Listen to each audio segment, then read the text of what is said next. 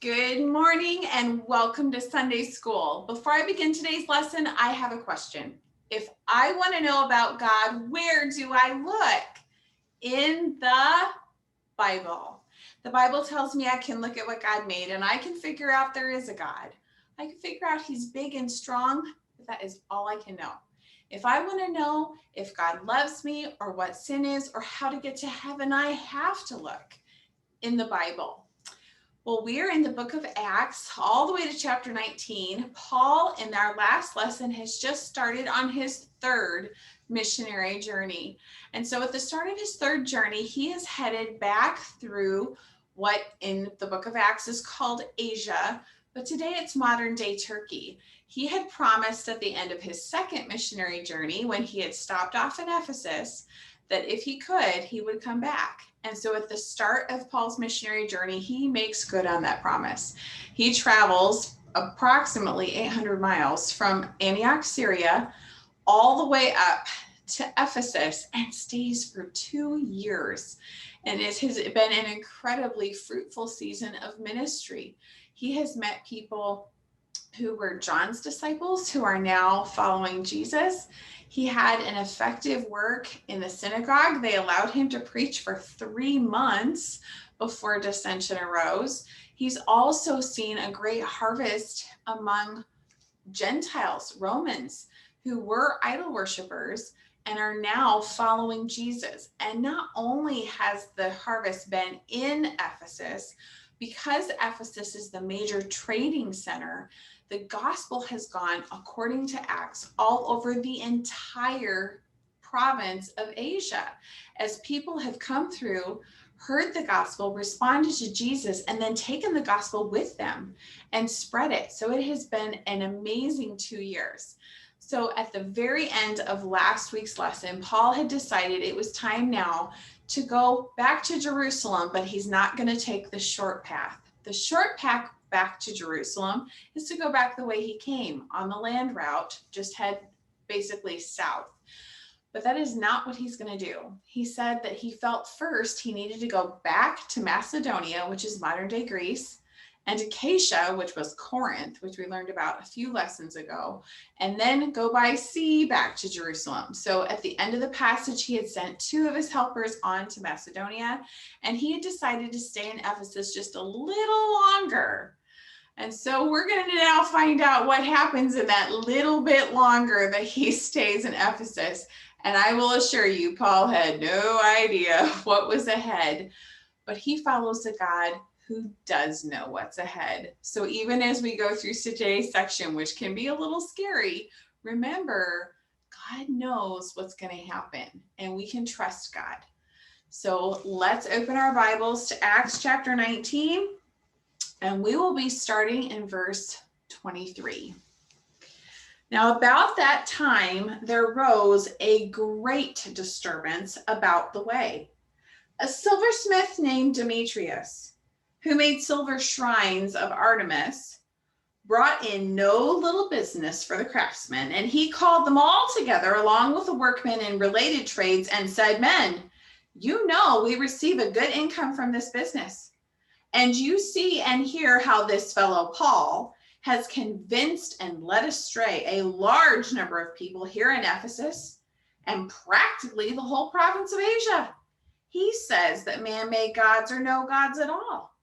Now there is a great danger not only to our trade that it will lose its good name, but also that the temple of the great goddess Artemis will be discredited, and the goddess herself, whose worship throughout the province of Asia and the world, will be robbed of her divine majesty." Now, when they heard this, they were furious, and they began shouting, "Great is Artemis of the Ephesians!" And soon the whole city was in an uproar.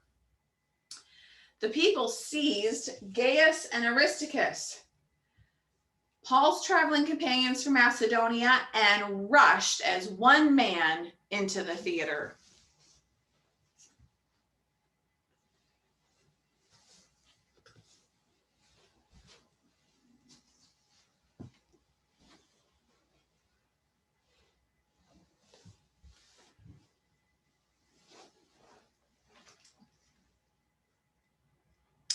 Paul wanted to appear before the crowd, but the disciples wouldn't let him.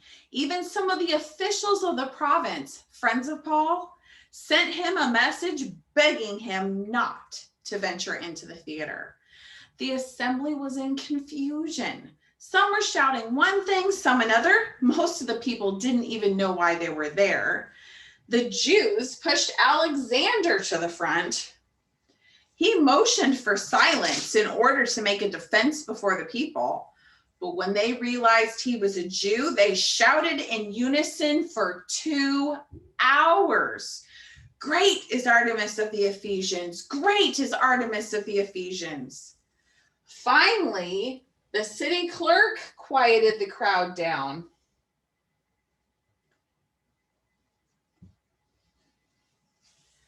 Men of Ephesus, doesn't all the world know that the city of Ephesus is the guardian of the temple of the great Artemis and of her image which fell from heaven? Therefore, since these facts are undeniable, you ought to not do anything rash. You have brought these men here, though they have neither robbed temples nor blasphemed our goddess.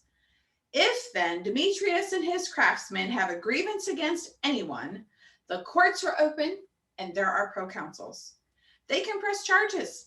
If there's anything further you want to bring up, it must be settled in legal assembly. As it is, we're in danger of being charged with rioting because of today's events. And in that case, we would not be able to account for the commotion, since there's no reason for it. And after he said this, he dismissed the assembly. And when the uproar had ended, Paul sent for the disciples, and after encouraging them, said goodbye and set out for Macedonia. So let's go back through today's lesson and make sure we understand it. So as I mentioned, Ephesus was a huge and very important city in the Roman Empire.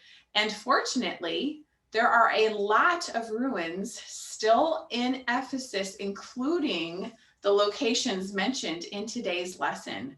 So I will be attaching pictures on the Facebook page. Please look at them of the actual theater where this takes place and the main street where there would have been the argument ahead of time. So get on Trinity Simpson, Trenity Simpson's Facebook page, and please look at those. So Ephesus's theater seated 25,000 people. It is enormous, and it's right at the end of the main street of Ephesus. So at the beginning of today's lesson, there is a silversmith who makes idols of Artemis, because again, Ephesus is the home of the temple of Artemis, which was one of the 7 ancient wonders of the world. It's a huge temple. Artemis was supposed to be the goddess of chastity, childbirth, and hunting. And so as people would come through Ephesus as a port city, they would also go worship Artemis, and people would buy little silver statues of her because they wanted her protection for childbirth for their families, or they wanted her provision while they hunted.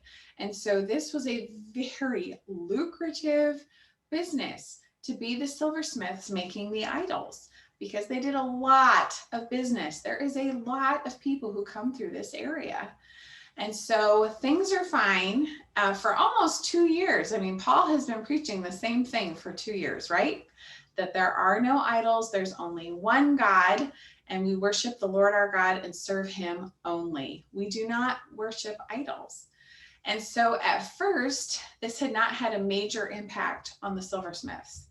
But as, again, this has been a fruitful time of ministry, as more and more people are turning away from idols and turning toward the real God, not just in Ephesus, but in the whole province of Asia, it is starting to have an impact on Demetrius's job. He's not selling as many idols as he used to, and neither are his fellow craftsmen. And he blames Paul. So he gets his fellow craftsmen together and says, hey, this guy, Paul, he is causing all sorts of trouble. We are going to lose our jobs. And not only that, our goddess is going to be dishonored. And so they start the riot by shouting, great is Artemis of the Ephesians, great of Artemis of the Ephesians, and rushing into that theater, which is right at the end of the main street of Ephesus. And before you know it, there is a huge crowd of people in the theater, all shouting, "Great is Artemis of the Ephesians." Now, this is true. Humans are humans. And although times may change, people don't. Humanity does not. And so what is true in the first century is still true today. Often when there is this kind of a crowd just going crazy, most of the people don't know why they're there, just like it says in Acts. They just get all swept up in the emotion of the crowd, just like they did then. And so all these people are suddenly in the theater shouting for 2 hours, "Great is Artemis of the Ephesians." They don't know that it's all about the silversmiths and that they're upset that their trade's been impacted. They're just having a riot.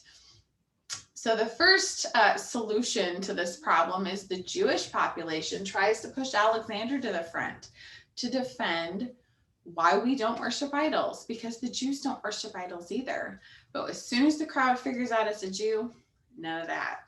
Then they try, the town clerk finally comes forward and he gets the attention of the crowd and reminds them, hey, everybody knows our town is the center of worship of Artemis. You can't deny it. These people haven't robbed temples. They haven't blasphemed our goddess. If you have a problem, we will be dealing with this in court, not as a brute mob in the theater. And he reminds them they're in danger of being accused of rioting. Now, in our day, if you get accused of rioting, it's not a big deal. But in the Roman Empire, this was a huge deal. So one of the things that the Romans had done is they had created this huge empire, is they had instituted what we call Pax Romana, Roman peace, which meant there will be peace in our provinces no matter what. And if you do not have a peaceful province, we will send our Roman army and we will establish peace with our swords, if need be. And so the threat of being accused of rioting in Rome would have resulted in a whole bunch of Roman soldiers showing up in this area and enforcing peace. And nobody wants that. So the people dismiss peaceably. And then Paul quickly decides, now's the good time to move on to Macedonia. He says goodbye to the disciples and moves on then into modern day Greece to catch up with his traveling companions. So what is the point of this whole section? Why do we need to know about this riot in Ephesus? And why do we need to know the result of Paul staying a little longer? And so the application is really from this. Why? Why do we need to know this? So the truth of the gospel is that as people turn to Jesus, it changes their lives. They quit worshiping what they used to worship. They start following Jesus, and often it will have an impact on how they spend their money. And so this is not the first or last time that there will be an economic impact to the gospel going forward in an area. And we, as the followers of Jesus, need to know that when that happens, we're not supposed to be ashamed of it or afraid of it, because at the end of the day, who is responsible? Us or God? This is one of those areas where God's responsible. He's called people out of darkness and into light and into following Jesus. And we don't need to apologize when it makes a difference in how people spend their money. This is just one of the effects of following Jesus, is he's the boss of everything. He's the boss of our soul, he's the boss of our time, and he's the boss of our money. So be encouraged as you start following Jesus more closely and he starts making changes in your life. Don't get discouraged when not everyone is happy about it, because not everyone will be happy about it. But we're not trying to make people happy, right? We're trying to follow God, and God is pleased when we follow Jesus. It changes our lives. It changes how we live, how we work, how we spend our money. So be encouraged. Don't let it get you discouraged, and also be faithful. Paul could have tried to go into the crowd and give an excuse, but that's not what God wanted him to do. We don't want to go pacify the crowds or make excuses. We want to be faithful followers of Jesus. So thanks for listening to today's lesson. We'll tune in next time in Acts chapter 20. And I look forward to answering any questions you have about what was going on here. And again, please look at the pictures of Ephesus. A picture is worth 1,000 words. I want you, especially you kids, to see this was a real event that happened in real history, and you can still see the theater. So we'll see you next time.